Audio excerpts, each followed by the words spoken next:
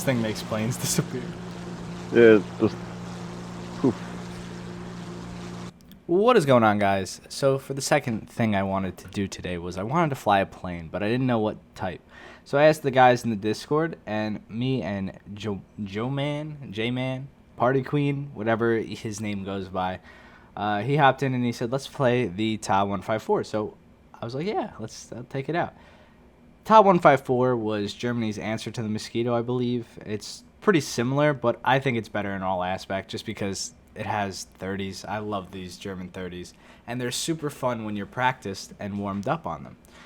Now, during my morning stream, which was a fantastic stream, thank you to everybody who stopped by, we had a 1v1 tournament, pretty much, kind of just everybody 1v1ing me for about an hour and a half, and my shot became pretty warmed up. I haven't had that much plane action for that long duration of time in a while, so my shot was really on point. So this is the first game I played after that, and I hit the first two kills I got were just the shots were spot on, and I'm not used to that happening anymore because I don't play enough planes. So this was a cool match in and of itself, and that's why I wanted to really show it. It's just because the absolute power that these cannons do when every shell hits on a plane, it just rips the fuselages apart. Another thing I wanted to ask about is how do you guys feel about the wings ripping off the root? I've seen some comments of people saying that the wings ripping off the root wasn't historical. It's not how it actually would work. The plane's wing is the strongest point. I think it depends on where the shells hit you, and I think it still does. If the shell hits center mass close to your wings, it'll pop it off if it's a large enough caliber. I don't think that's false. I think that if you could see what just happened, I mean, these shells are powerful. Knock the hell out of that plane immediately, and I feel like that's just kind of how this plane plays, and that's how planes fall apart and stuff. I don't know, who knows? I guess it depends on the nation too. If you're fighting Nippon steel with a 30 mil, it might die a little bit easier than a P-47 because American steel, that's what we're talking about. But ARB has been super fun. I like it. I think after the patches that they made, or the BR changes, last patch, that little mini patch has been great. I think the planes play a lot better. I think I've been having a lot of fun in ARB, and especially in ground forces when I get to fly a plane against people over the battlefield. It's like those low altitude dogfights over the tank field is stuff that I just yearn for. I want more of it. I really, really like it. I think it's super fun. I am working on a montage as well. I think it's important. I want to do one super bad, but I think I'm just going to do one with a bunch of different planes in it because I can't narrow down what I want necessarily in a montage and what plane I want to play.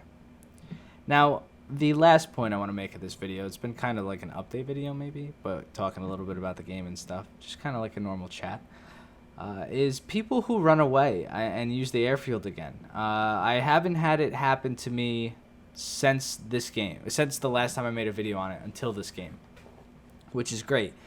But this guy almost just flipped my phone off my desk. This guy wasn't even a bomber, which kind of upset me. He was playing in an XP50, and he ran for a large portion of the game. After having a fantastic dogfight with him. And I don't want you guys to get it confused because you're watching the video right now when I get into a dogfight with Timmy.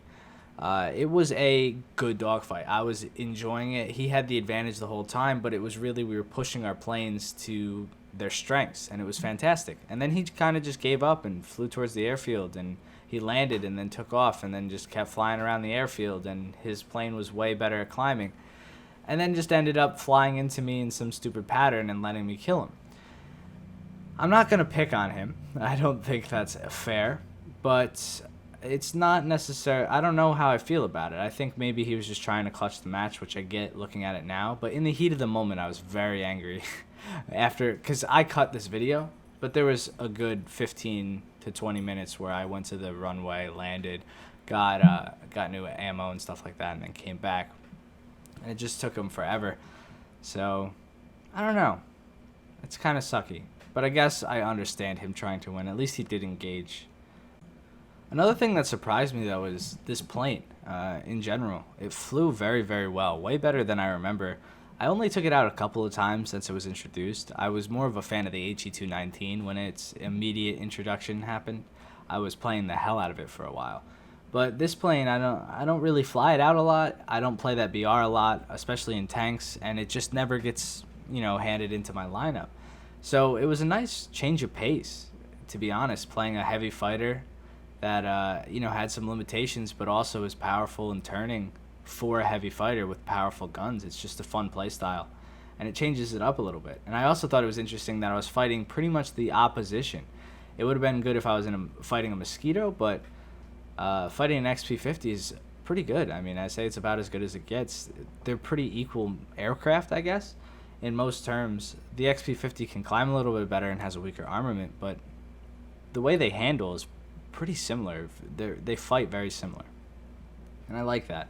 And I think the only thing this makes me want to do more is try out more of the heavy fighters that I don't really fly a lot.